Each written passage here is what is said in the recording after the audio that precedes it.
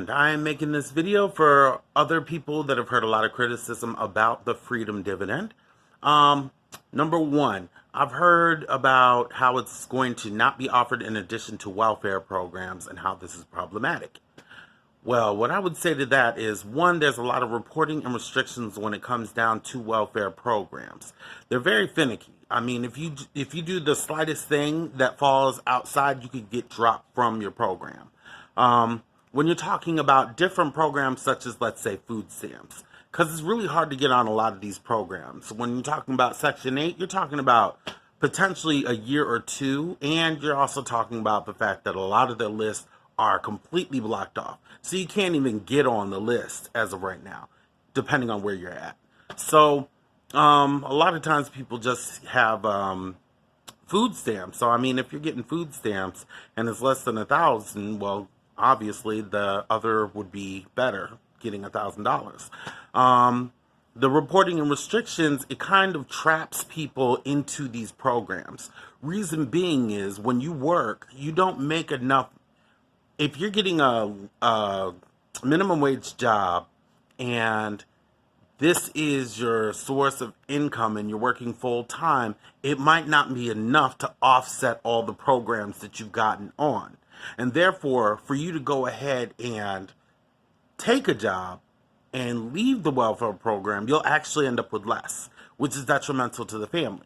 A lot of people judge people for being on these programs and not wanting to leave, but when you're not making it to where it's worth it for them to leave, obviously they're going to stay because it's better off in their family's interest.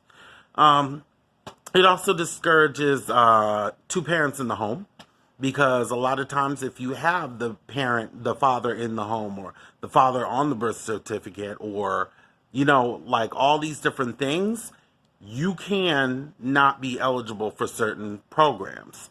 And even if they're working full time and they're making minimum wage, it's not a lot of money. So it ends up being more worth it for the father not to be married to the mother, for the father not to be on the birth certificate, and therefore they can still get these benefits.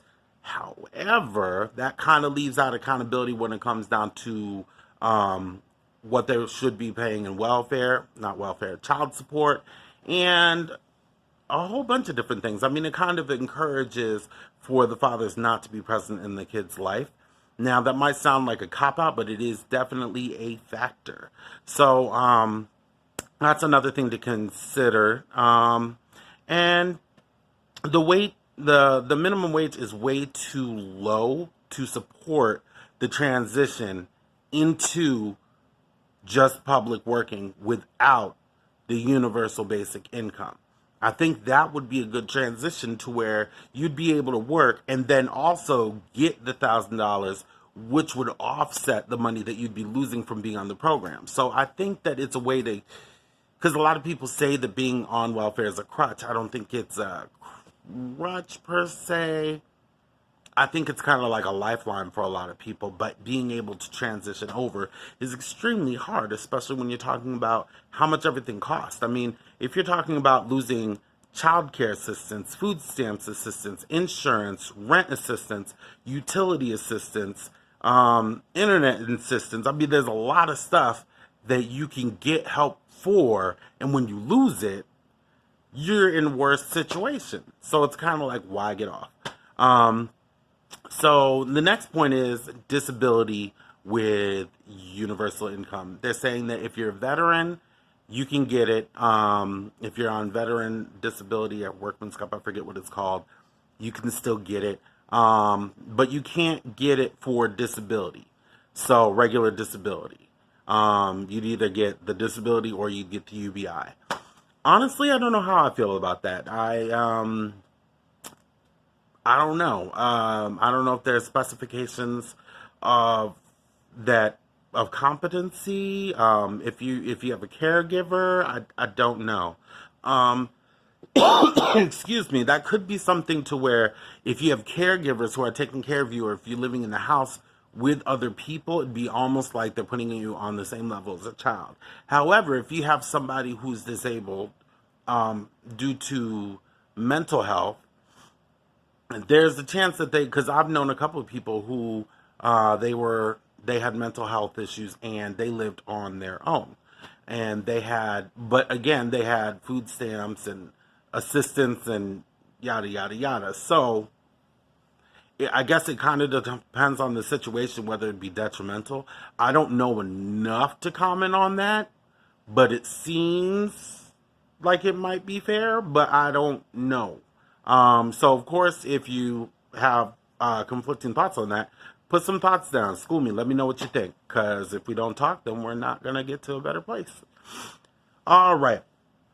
Another problem that people have had is that everyone gets $1,000 regardless of where they live. Some places like Seattle, it's a lot harder to live on $1,000 in Seattle than it is, let's say, in Franklinville, New York. Now, okay, this is just the start first off. And you're not supposed to be able to live off the $1,000. People are twisting this around to make it seem like, okay, you're going to live off of this. No, this is supposed to help. Now, you have some people who might be trying to transition from being homeless. They might end up living on this for now, but it could help them get to another place, which I did in another video, so I won't cover it, but check it out. Yeah, so this is just a start. It's not a fix. People are talking about this is going to fix everything. No, it's not going to fix everything. You've let these people go on for so long doing whatever they want to. I mean, you've let banks completely screw up the economy and then bailed them out. Wall Street, same deal. Big businesses, they've all run amok. I mean, come on now. They've raised prices like a ridiculous amount in comparison to the wage increase. They've found ways of getting around giving people insurance, or if they do, it's horrible insurance. They have fees for everything. We get paid fees to pay our electric bill every month. We pay fees to take out our money from the bank, which makes no sense to me. It completely boggles me. And that wasn't always a thing, like they have found ways to nickel and dime us to the point to where we're nearly dry. I mean, I'm dry, but hopefully you're in a better place. So, when it comes down to it, no, this isn't a fix, but this is something that right now could help stabilize the lower and middle class while they figure out what they're going to do to combat this. If you're talking about raising minimum wage, it's going to take 5 or 6 years for them to get there. They're not just going to go ahead and be like $15 an hour. That's not going to happen. It'd be nice, but I don't see that happening. So, and most of the plans that I've seen, it's been in increments over the next, 5 or 6 years. Meanwhile, everybody else who's down here suffering still remains to suffer. And as it raises slowly, they're going to slowly raise the prices. So it's kind of like, I don't know. They need to come up with a way to rein all these people in and keep adjusting minimum wage to the prices of inflation. But until they figure all that out, you have to have something that people can go on. Plus, you have to think UBI is going to be something that will evolve once it gets established. And I'm doing another video on that later. Once it gets established. But the most important thing is getting it established and getting it in. Once you get it in, then you can work with it. You can figure out what works, what doesn't work, what needs to get raised, if you need to change it based on where you live. Incentives, there's a whole bunch of different things that it can evolve to, but first things first, you got to get it in. You got to get that started so that you have a foundation to work on. If you wait until the last minute, there are going to be so many people that are just straight up screwed because it's going to happen out of nowhere. You only get unemployment for a certain amount of time and then you kick it off. I got it for 3 months, and then the last 7 months been pretty much selling blood. That's about it. Anything that I could possibly do to make any money, I've been doing it, So luckily that whole thing is just about over. I believe I'm going to get hired, but what about people that it takes them over a year, which is very common now. There aren't tons of jobs, despite what people are trying to tell you. For people like me who've been looking, they're not there. They're not there. Because they disqualify a lot of people by saying that you have to have a specific education level. And which, I mean, I have a bachelor's, so I'm not that bad. But I mean, the point being is, if you're saving a bunch of these jobs, you want a master's for it, and you're still not paying crap for it, by the way. And these are state and government jobs, but which is why I don't agree with the whole federal jobs thing unless you're gonna start really paying some money. But that's a whole nother video. Anyways, so those are just a few things that I've been hearing a lot lately, so I figured I'd go ahead and put my 2 cents in.